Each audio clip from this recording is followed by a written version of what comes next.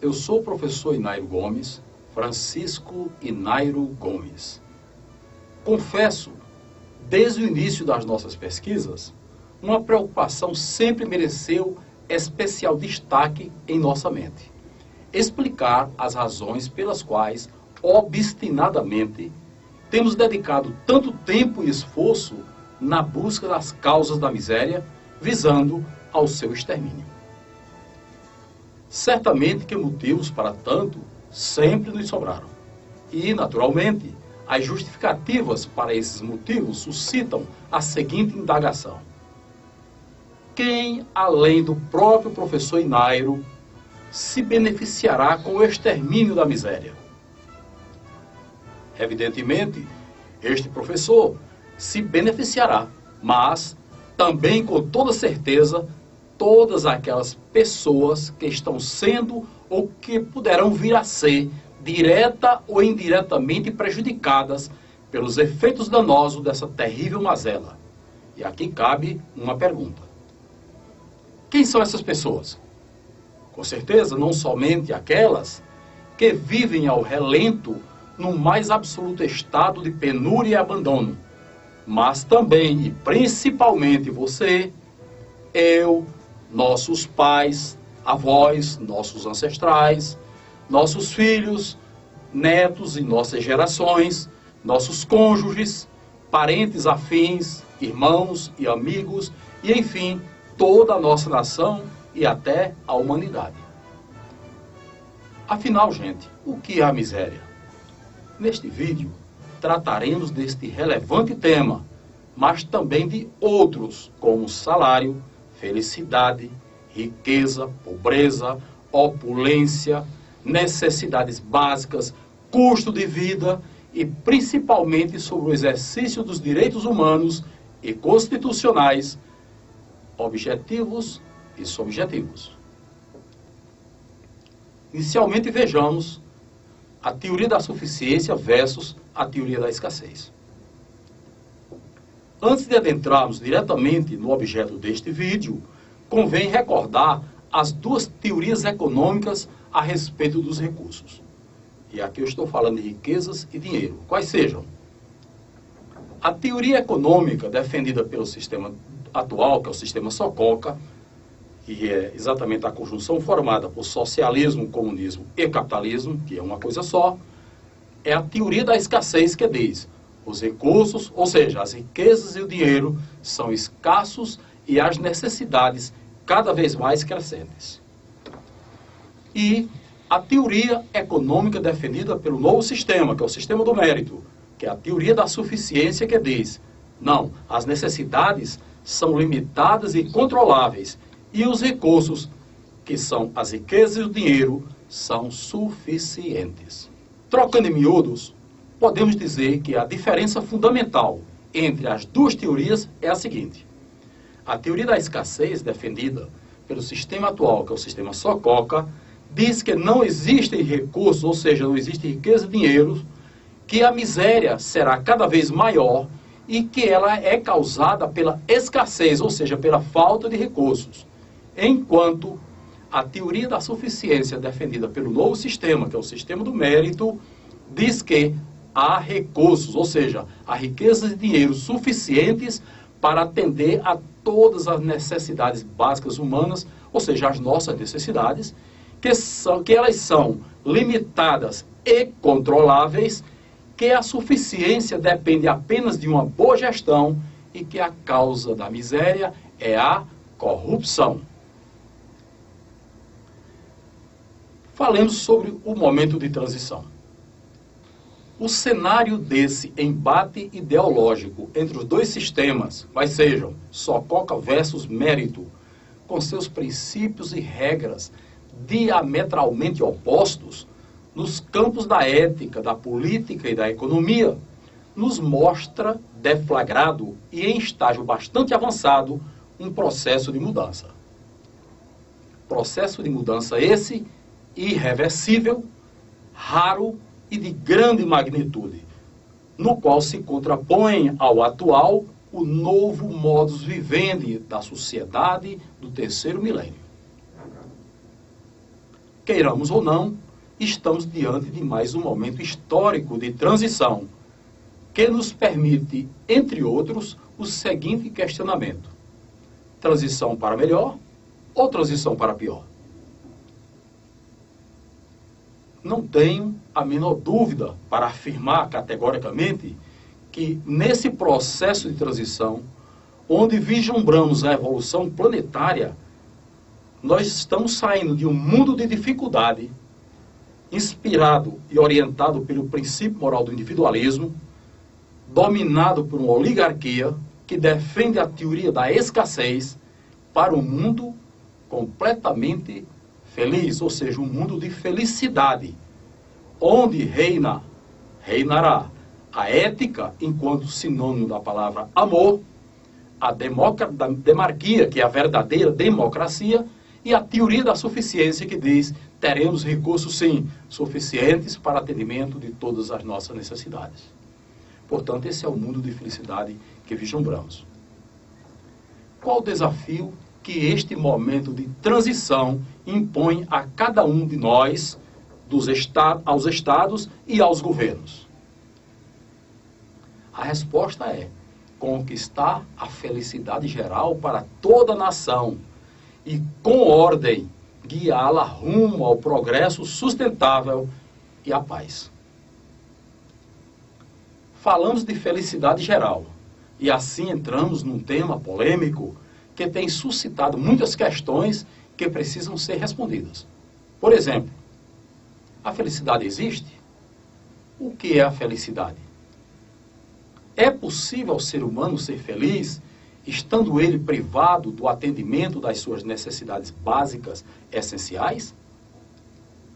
Noutras palavras, é possível ao ser humano ser feliz vivendo na miséria ou na pobreza, ou a felicidade só é possível na riqueza ou na opulência? Afinal, o que é miséria, pobreza, riqueza e opulência? E o que isso tem a ver com a nossa felicidade?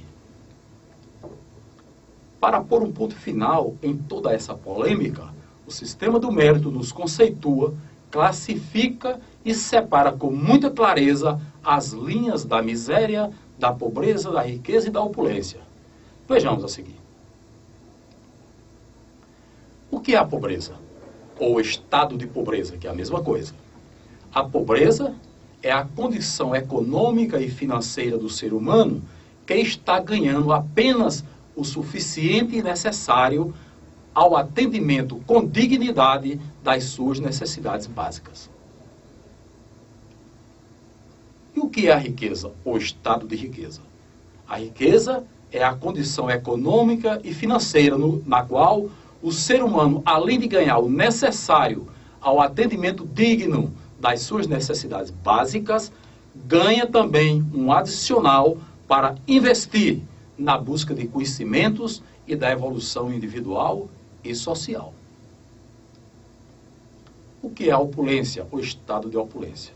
A opulência é a condição econômica e financeira do ser humano que se compraz em ganhar mais do que o necessário ao estado de riqueza para com ela, ou seja, para com essa riqueza, exteriorizar a sua vaidade, vanglória e desejo incontidos de opressão dos seus semelhantes.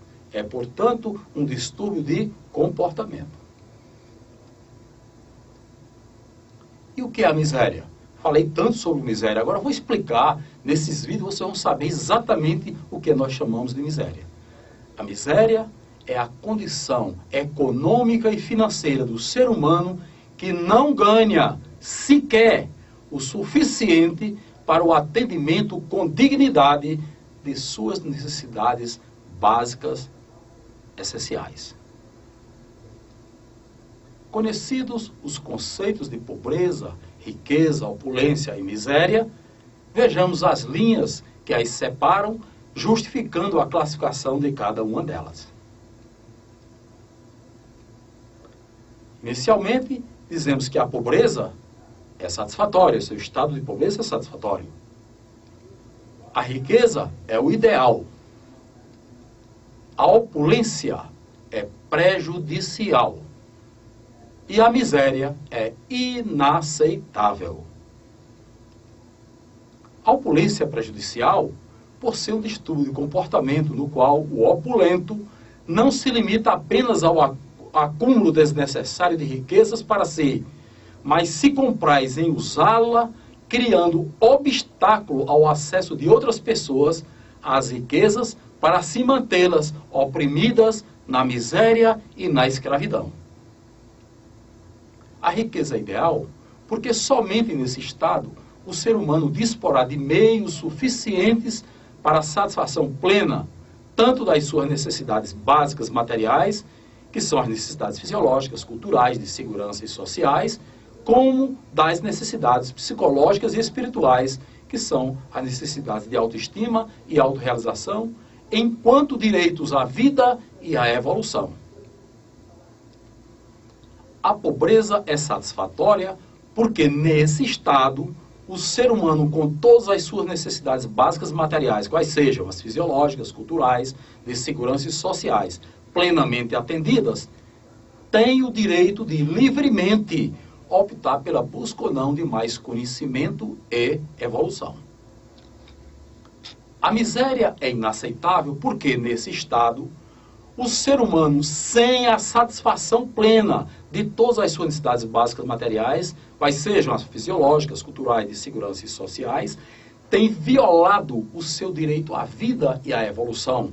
A sua dignidade é aviltada e a sociedade sofre os efeitos de todas essas mazelas que o acometem. Assim, justificamos o nosso empenho na busca das causas da miséria e do seu extermínio, mormente em pós comprovada de que uma dessas causas é a trapaça nas regras do jogo da economia, conforme mostramos no vídeo anterior.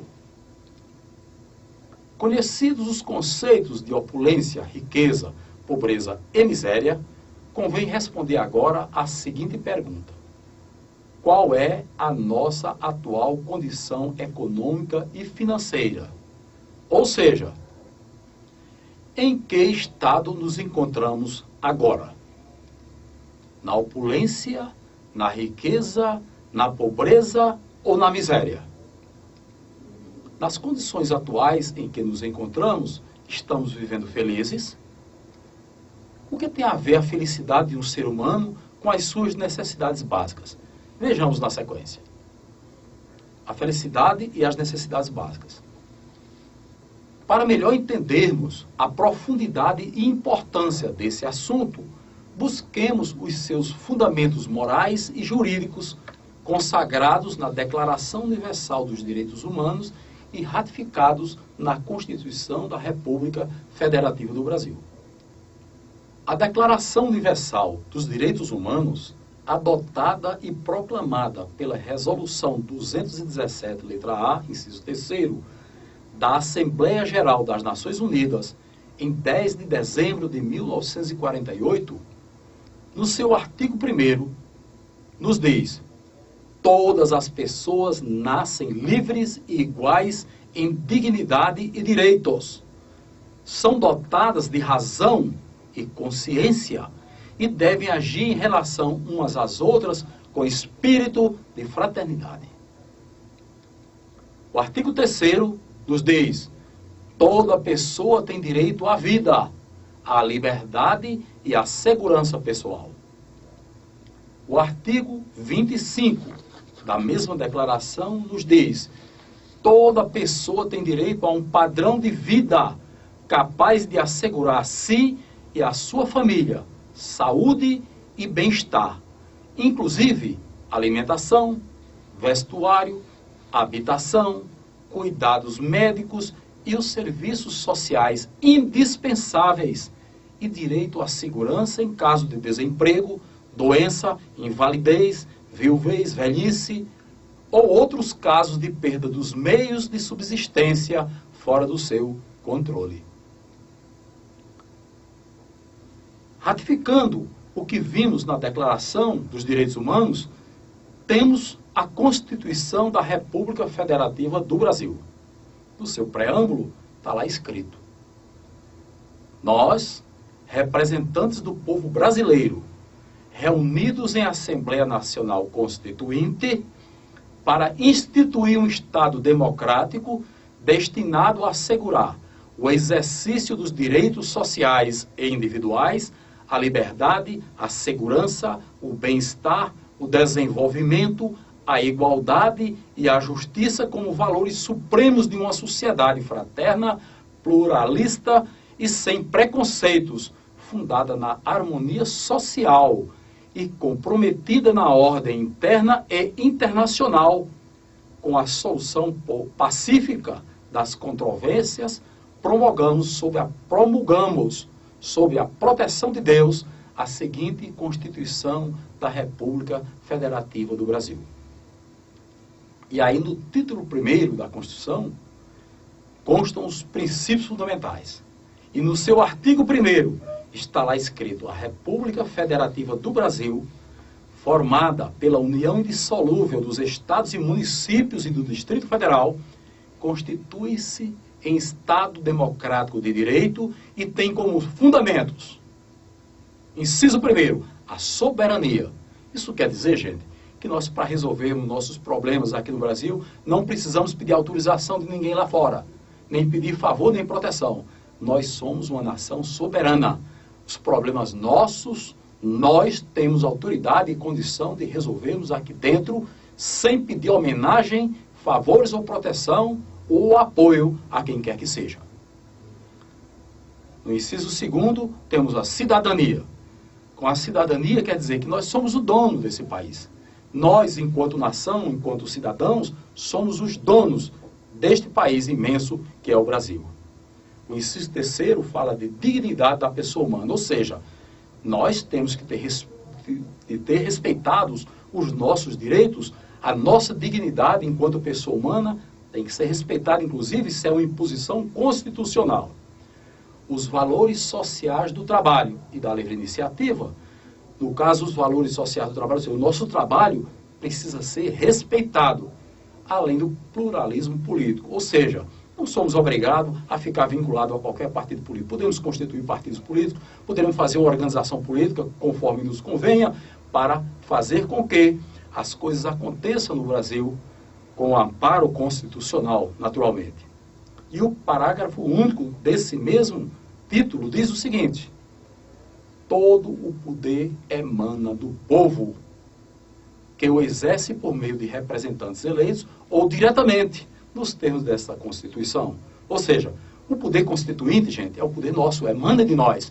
Você tem o seu poder, eu tenho o meu, nós temos os nossos. Unidos os nossos poderes constituintes, teremos o poder constituinte da nação, do qual emerge a nossa soberania. Portanto, está consagrado na Constituição. Não estou falando nada que não esteja perfeitamente amparado pelos direitos humanos e pela Constituição da República Federativa do Brasil.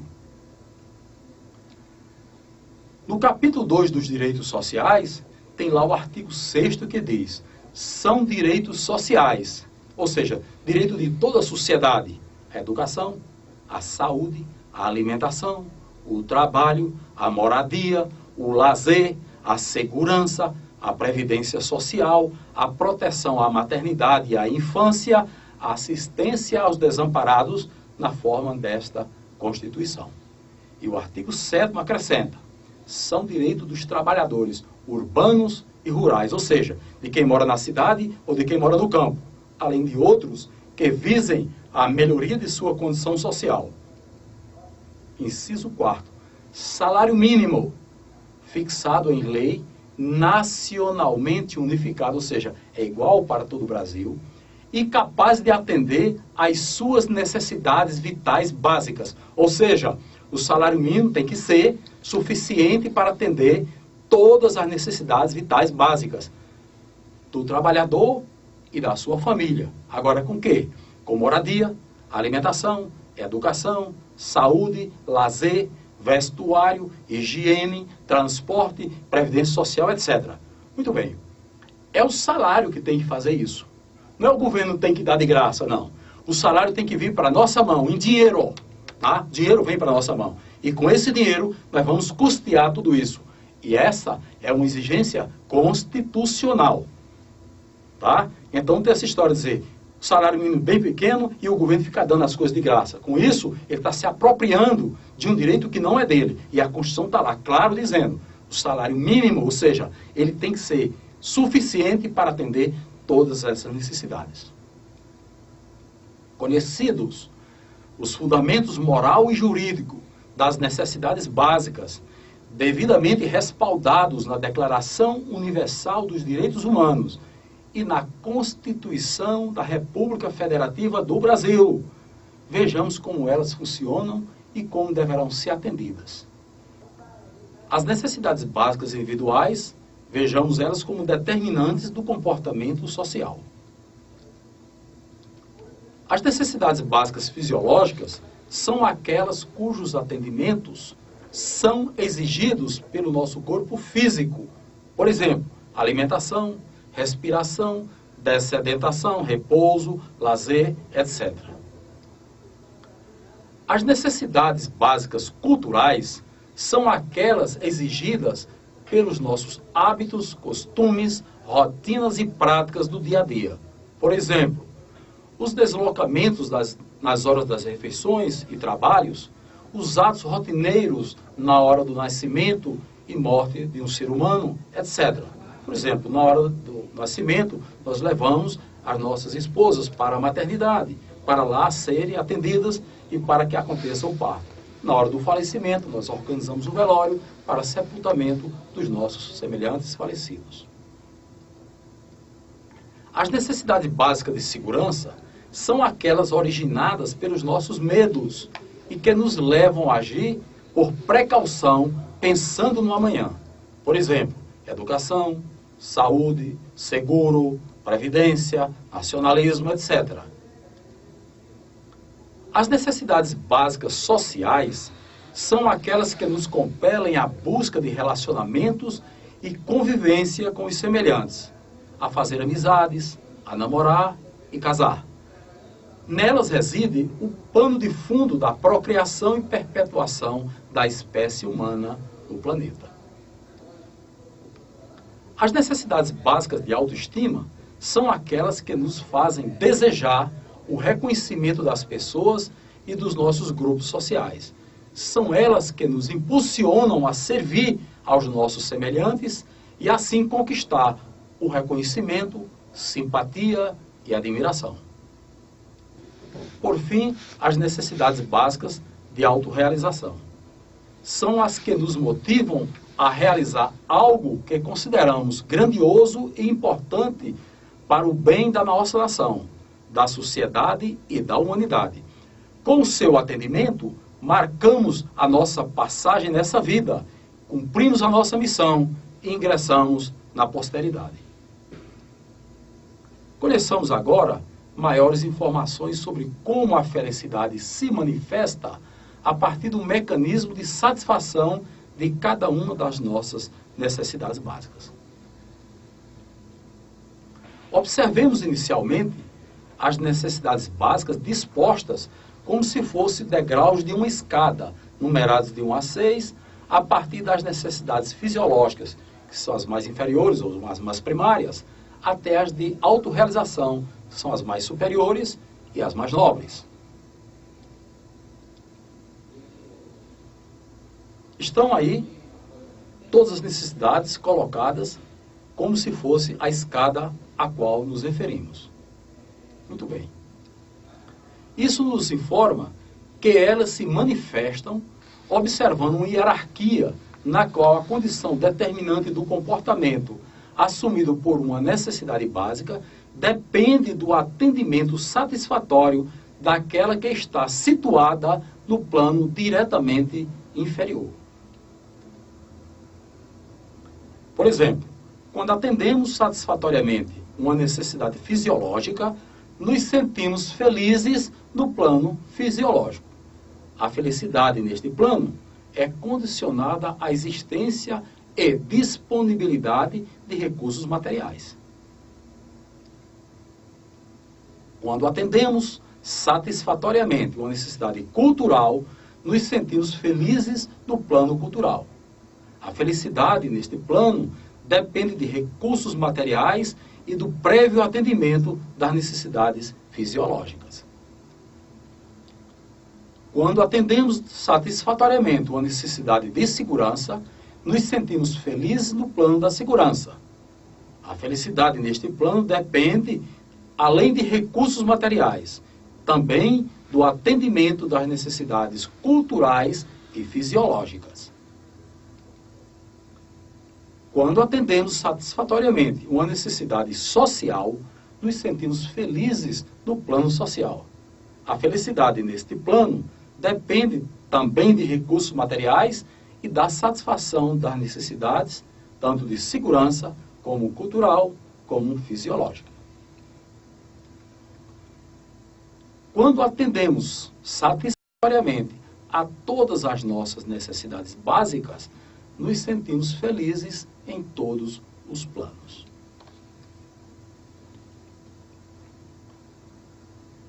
As necessidades básicas poderão ser classificadas como necessidades básicas materiais e necessidades básicas psicológicas e espirituais. O atendimento das necessidades básicas fisiológicas, culturais, de segurança e sociais carecem diretamente de recursos materiais. As necessidades de autoestima e autorrealização não. Todavia, elas exigem como requisitos para a sua normal manifestação o atendimento prévio das necessidades básicas materiais. O que estamos dizendo é que se as necessidades básicas materiais não se manifestarem, as necessidades de autoestima e autorrealização, que são necessidades mais nobres, não se manifestarão. E certamente nossa felicidade não acontece, o progresso e a evolução estacionam. A felicidade de um ser humano consiste, portanto, na satisfação das suas necessidades básicas. E a satisfação das necessidades básicas tem um custo. E que custo é esse, gente? O custo de vida. Vejamos na matriz de Nairo a forma correta como devemos calcular o custo de cada uma das nossas necessidades básicas e, consequentemente, o custo de vida de um ser humano.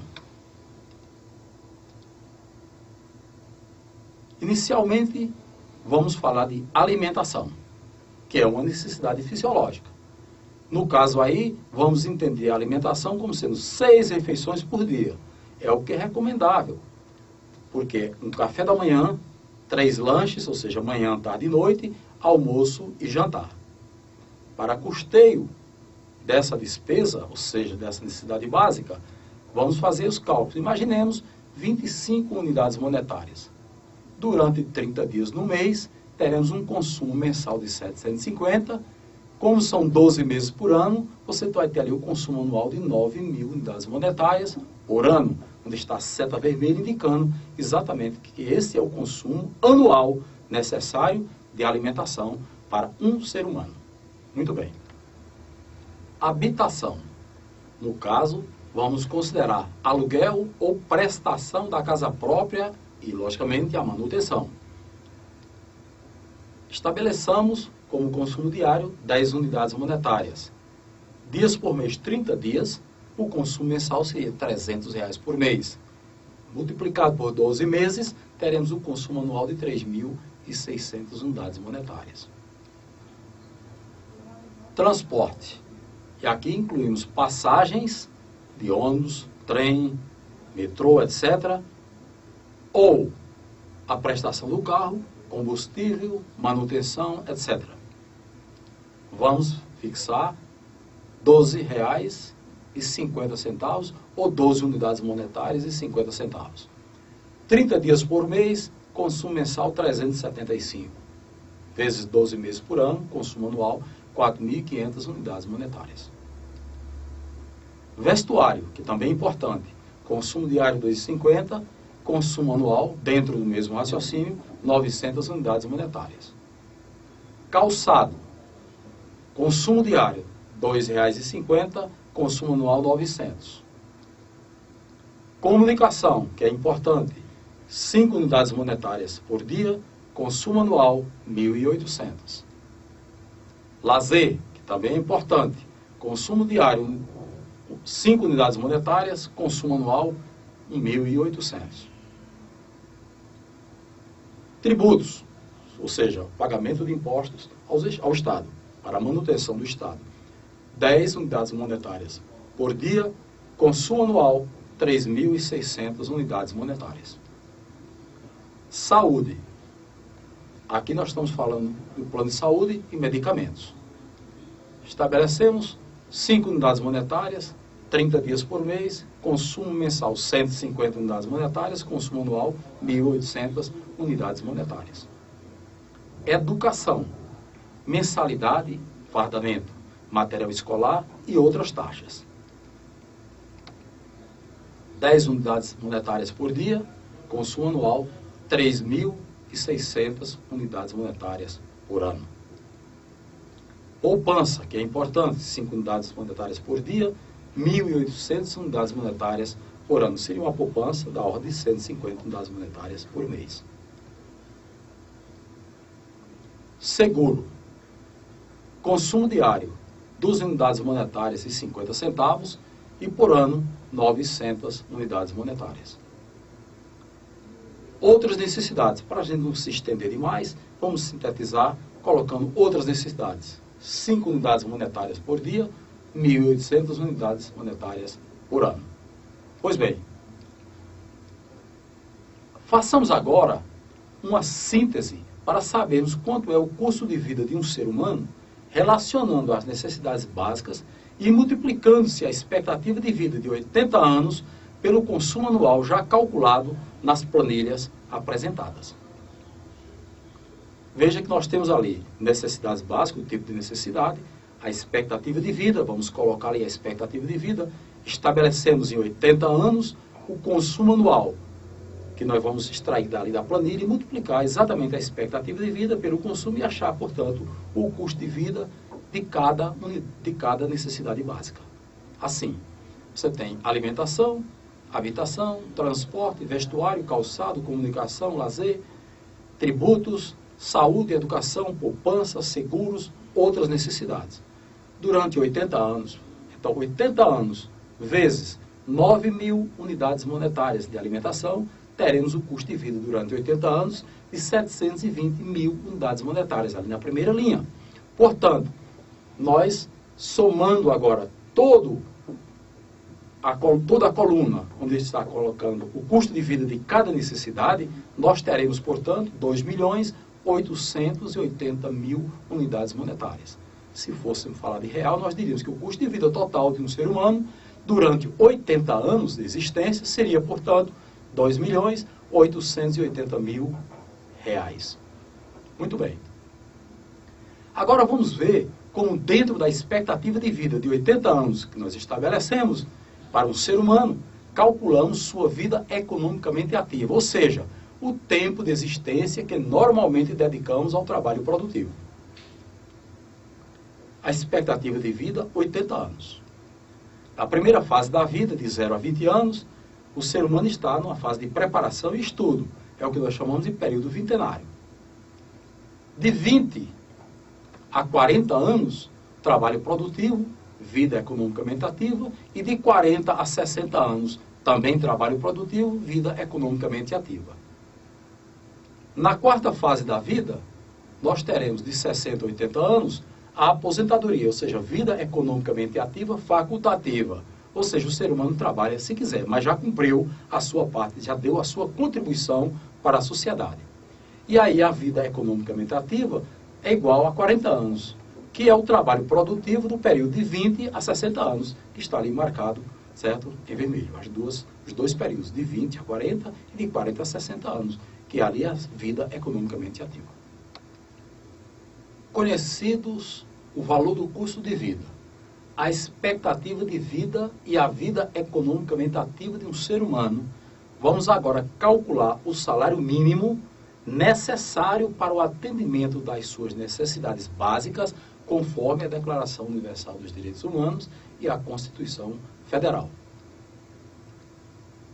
Primeiramente, vejamos na primeira linha o custo total das necessidades básicas, ou seja, o custo de vida para 80 anos, que é R$ 2.880.000.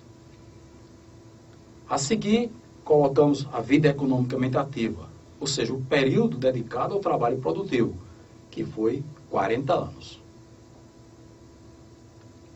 Encontramos assim o valor do salário mínimo anual, dividindo 2.880.000, que são as necessidades básicas, ou seja, o custo de vida, dividido por 40 anos. Encontramos, portanto, R$ 72.000 como sendo o salário mínimo anual. O valor do salário mínimo mensal é obtido dividindo-se R$ 72.000 por 12 meses. Portanto, o salário mínimo mensal é R$ 6.000. O valor do salário mínimo mensal atual é 678. Como o governo está conseguindo isso, ele precisaria explicar.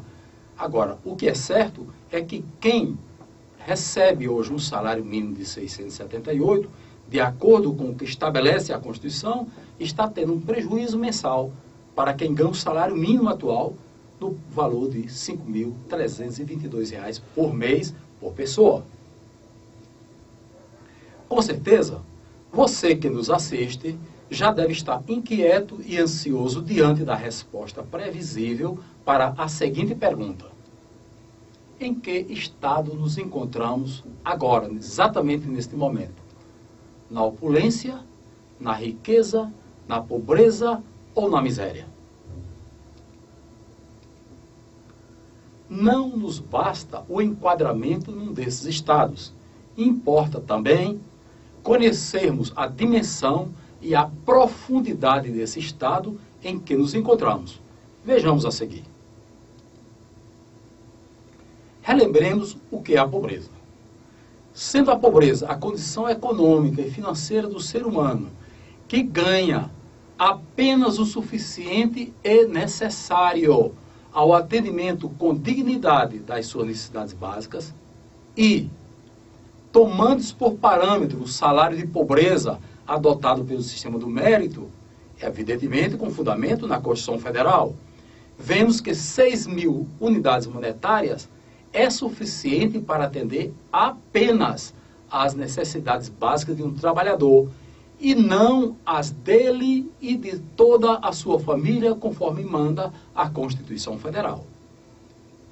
Em sendo assim, adotando-se 6.000 unidades monetárias como sendo o salário mínimo de pobreza, a partir deste momento criaremos o criptomímetro para ser o nosso instrumento de medição da condição de riqueza, pobreza e miséria em que nos encontramos. A utilização e manejo desse instrumento, que é o criptomímetro, C de condição, R de riqueza, P de pobreza, M de miséria e metro de medição. Será muito simples, basta nos comparar a renda individual ou familiar com o salário mínimo de pobreza, ou seja, 6.000 unidades monetárias, e obteremos os resultados. Vejamos a seguir.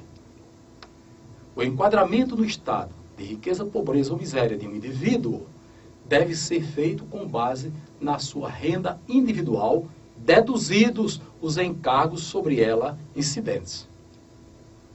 O enquadramento do estado de riqueza, pobreza ou miséria de uma família deve ser feito com base no somatório das rendas dos seus integrantes, deduzidos os encargos incidentes sobre cada uma delas.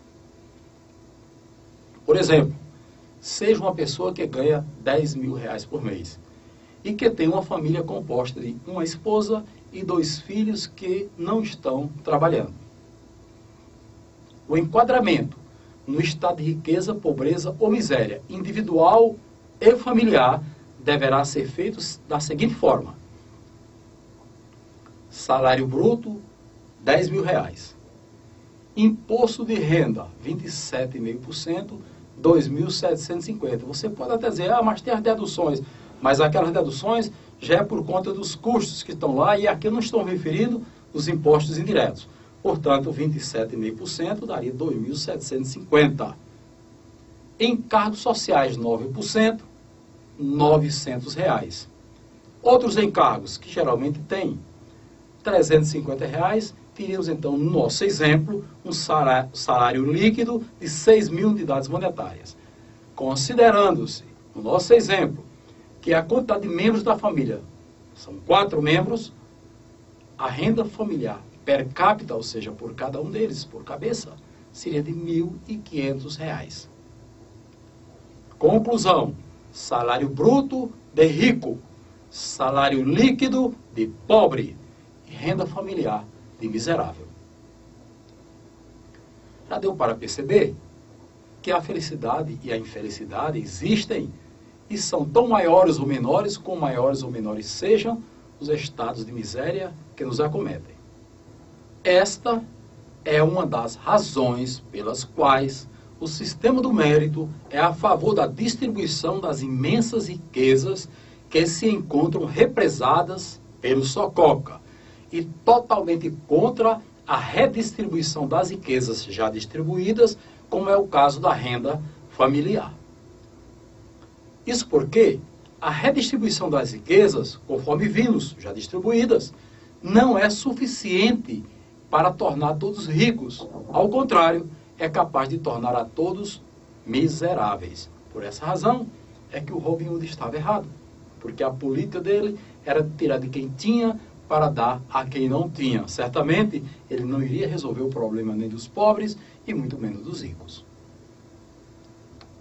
E agora, as perguntas que não podem deixar de ser feitas.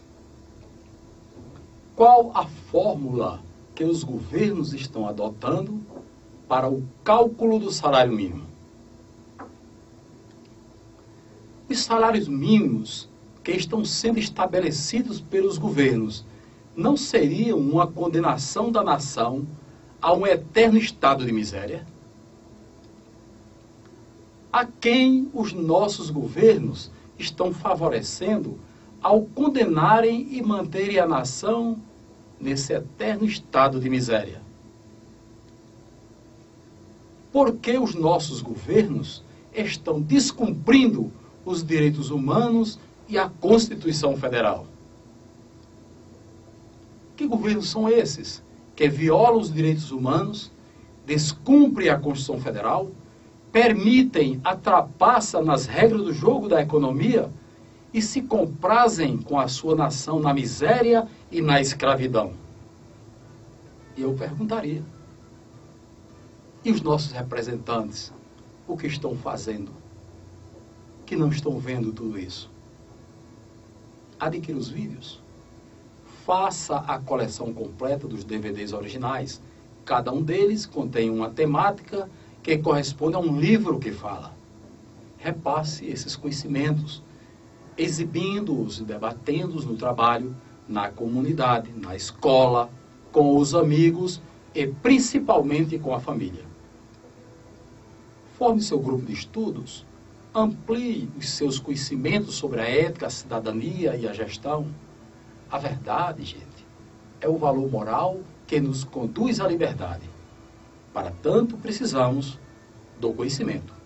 Assista aos vídeos na sequência, divulgando-os e compartilhando-os nas redes sociais, unindo ideias e ideais, tornando assim uníssono o grito das ruas.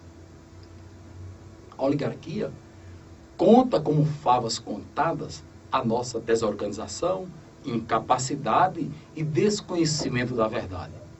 Para romper os grilhões do sistema e da sua oligarquia tirana, precisamos nos conscientizar e nos capacitar para organizarmos o poder constituinte e assim banir a corrupção desbragada e pôr nos trilhos o poder constituído, que está, como sabemos, totalmente corrompido. Na sequência, mostraremos que as riquezas existem e são suficientes para o atendimento de todas as necessidades básicas humanas. Daí porque a miséria, gente, não se justifica.